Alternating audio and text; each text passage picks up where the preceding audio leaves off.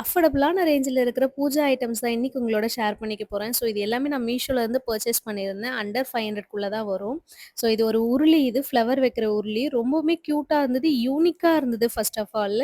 So நான் வரும்போது எப்படி இருக்கும்னு நெனச்சேன். பட் குவாலிட்டி வைஸ் சூப்பரா இருந்தது. செகண்ட் ஒன் இந்த தாமர விளக்கு. இது 3 பீஸ் நான் காம்போல வாங்கியிருந்தேன். நிலைவாசல்ல வைக்கிறதுக்காக வாங்கியிருந்தேன் இத நானு. இதுல கேண்டில் வச்சு யூஸ் பண்ணா ரொம்ப யூனிக்கா, கியூட்டா இருக்கும். ஸோ அந்த தாமர விளக்குல வைக்கிறதுக்காக 50 பீஸ் செட் ஆஃப் கேண்டில் தான் வாங்கியிருந்தேன். இதனோட பிரைஸ்லாம் கேட்டீங்கன்னா, கண்டிப்பா நீங்க வந்து அசந்து போயிடுவீங்க. அண்ட் 3 ஒன் வந்து என்ன மாரி யாருக்கெல்லாம் கோலம் போட தெரியாதோ, ஸோ அவங்களுக்காகவே குடுத்துருக்க ஸ்டென்சில்ஸ் தான் இது. இதுல வந்து 20 பீஸ் காம்போல வந்துரும். 20 பீஸுமே வேற வேற டிசைன்ஸ் தான். எல்லாமே ஒண்ணு ஒண்ணு ஒரு டிசைன் கிடையாது. ஸோ எல்லாமே வேற வேற டிசைன்ஸ் தான். நெக்ஸ்ட் என்னோட ஃபேவரைட்னே சொல்லலாம். ஸோ இது வந்து மாட விளக்கு வைக்கிறதுக்காக வாங்கியிருந்தேன். அதுவும் எனக்கு ஃபேவரைட்டா இருக்கிற முருகன் ஃபோட்டோ போட்டிருந்துச்சு.